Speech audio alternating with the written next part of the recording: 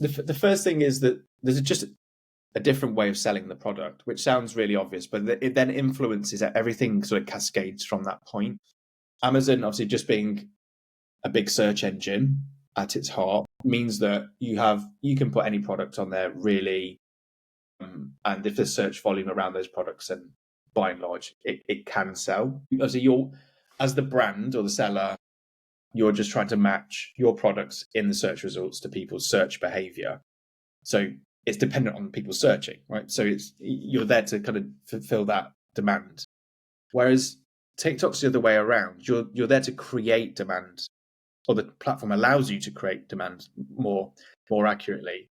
So you're not there to, you don't go in with like huge catalog and just run some PPC ads and like you would do with Amazon. You've got to create demand. You've got to promote the product. When you're in that mode of thinking, it then means that less is more. So you can't promote all of your products all at the same time, or with the same level of investment and attention on TikTok. That would be crazy. It's also kind of ineffective as well. What you want to do is focus on a few products, maybe even one product to start with, and put all of the attention onto that product. The reason for that, obviously, as I say, is like you're going to go and promote the product, push the product in front of people. The way that you do that, or the majority of the way you do that, is through creator marketing. So we'll use the term creators with TikTok, but it will mean it's the same as influencers. Some other people will call it affiliates, because most creators will work on an affiliate basis. So creator marketing, 70-ish% of sales on TikTok Shop will come through creators.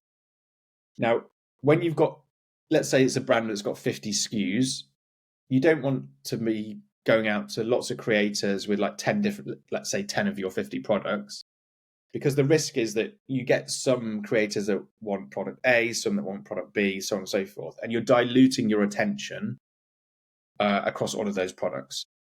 You want to focus the consumer attention into one product or one or two products, get that sort of critical mass around the product, and then the sort of sales will be far more effective. You get that attention, the frequency, interest that comes from the consumer just seeing it from different angles, from different people over a period of time.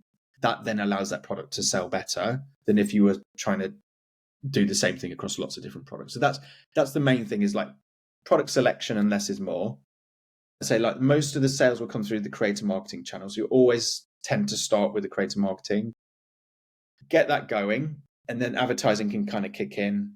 Let's say from months 2, 3, 4. Advertising splits into two functions. So you can boost the creator content and kind of just increase the reach on those videos and obviously drive more sales through the creator content. Or it's the sort of brand-led advertising in people's feeds, just as you would see on Instagram, Facebook, so on and so forth.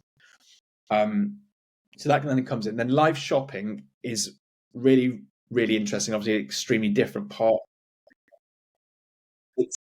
So we can go into it in lots of detail. The thing that we say to businesses at the start is it the right thing for your business and the people in your business, and is it a kind of sustainable thing in the long term? Which really, to be honest with you, comes down to like how many products you have. So it's kind of the flip, or it kind of reverses that idea of, with the creator marketing, you focus on fewer products. Live shopping is suited to businesses that have got lots of products, because then you can talk about lots of products and you can do frequent live shopping events, and you're not going to get bored, and the consumer's not going to get bored because there's always something new. If you're a brand with 10, 20 SKUs, like you'll quickly sort of exhaust that kind of channel and people get bored of it. There are exceptions to that, because if you're doing something that's very visual, let's say makeup, there are makeup brands that have done extremely well out of live shopping with a relatively small product range, because it's visual. It's there for that. That is social commerce at its heart. It's people educating, demonstrating, all the kind of usual things. You see that in a department store. It's just kind of bringing that into the TikTok shop environment, and they're selling product alongside it. But they can do that because it's a much more interesting, much more visually rich type of product. If you've got 20 products and they are garden tools, then that's going to be a bit more difficult.